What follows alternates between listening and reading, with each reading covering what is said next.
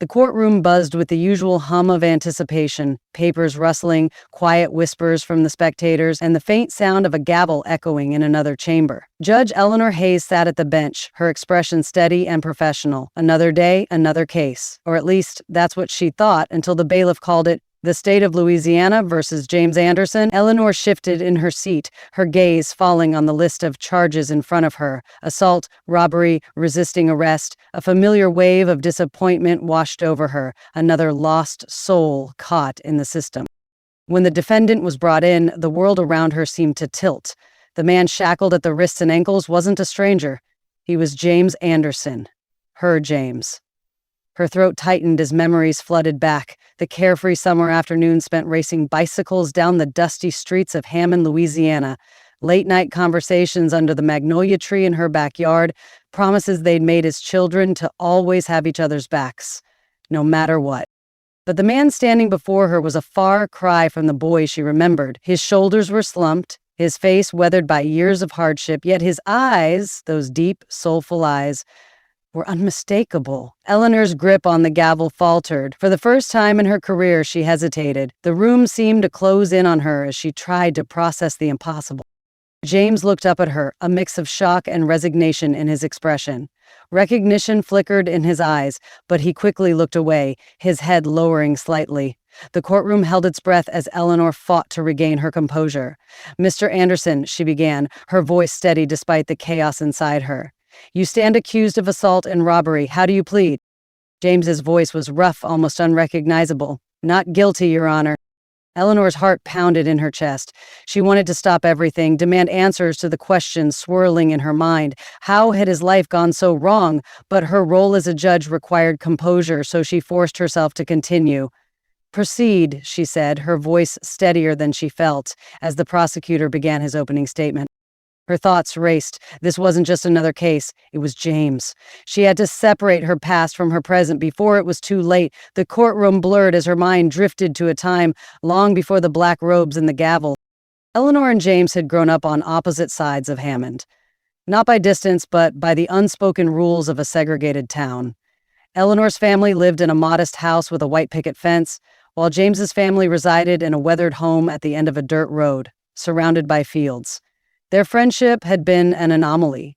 She remembered the day they met, an accidental encounter at the edge of a creek where she had wandered too far from her backyard. James had been fishing, his line tangled in the reeds, and she had offered to help. That simple gesture had blossomed into years of secret adventures and shared dreams.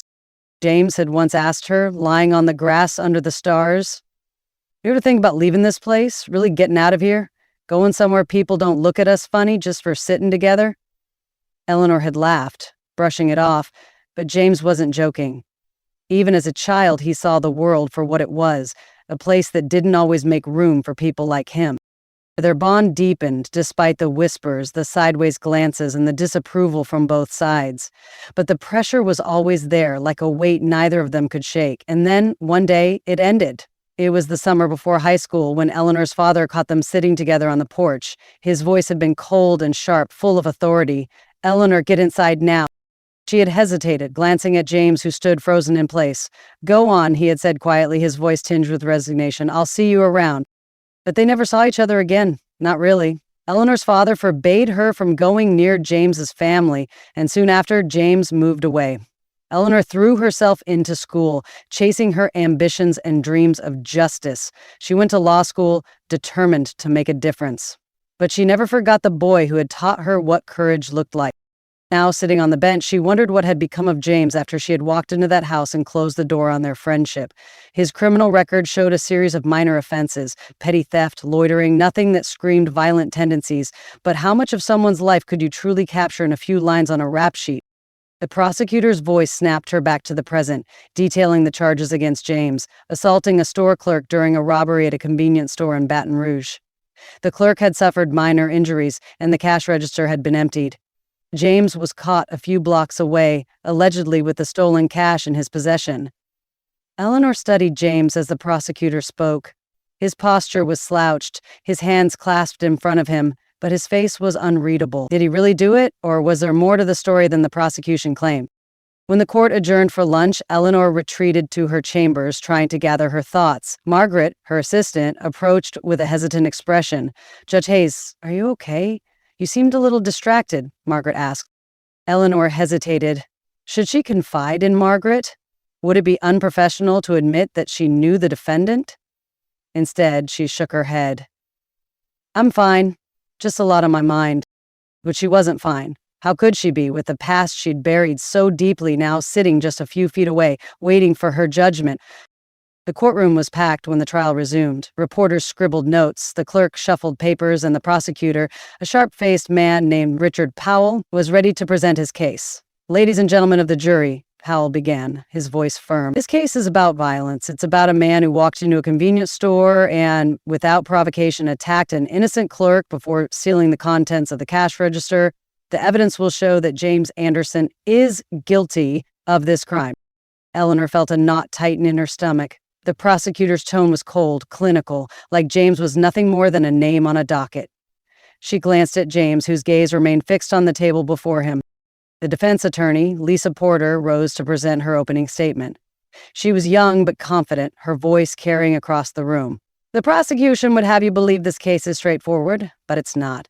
My client, James Anderson, has maintained his innocence from the start. We will show that there is more to this story and that the assumptions made on the night of the arrest do not hold up under scrutiny." The first witness, a store clerk, took the stand, describing how a man matching James's description had entered the store, argued with the cashier, and then lunged over the counter. His testimony was detailed, but something about it felt rehearsed.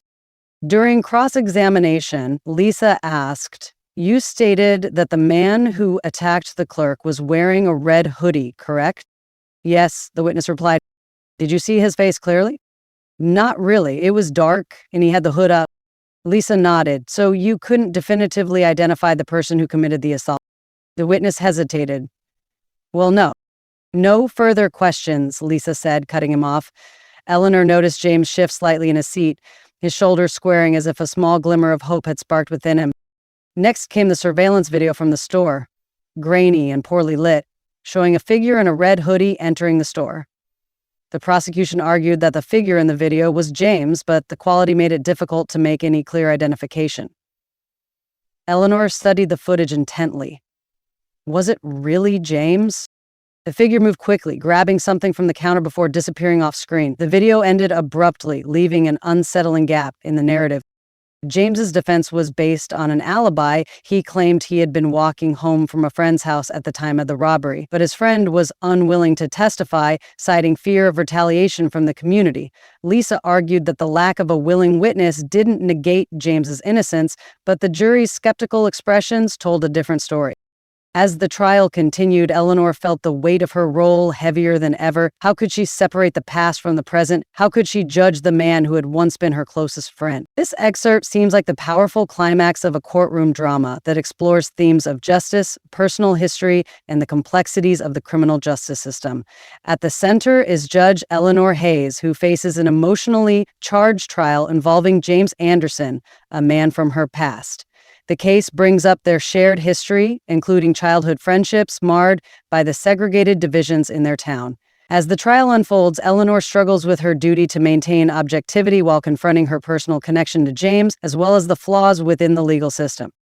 The narrative contrasts Eleanor's professional role as a judge with her internal moral conflict, and James's defense, based on an alibi and questions about the legitimacy of the evidence, raises the possibility that he may have been wrongly accused. The story poignantly touches on the larger questions of prejudice, assumption, and the personal cost of fighting for fairness in a world that often isn't. The closing moments, where James walks away from the courtroom free yet burdened, and Eleanor reflects on the need for systemic change, suggest an emotional reckoning for both characters. It's a deep meditation on the intersection of personal integrity, social justice, and the painful truths of a society steeped in inequality. What did you think of this story? Would you like help with editing or expanding on any part of it?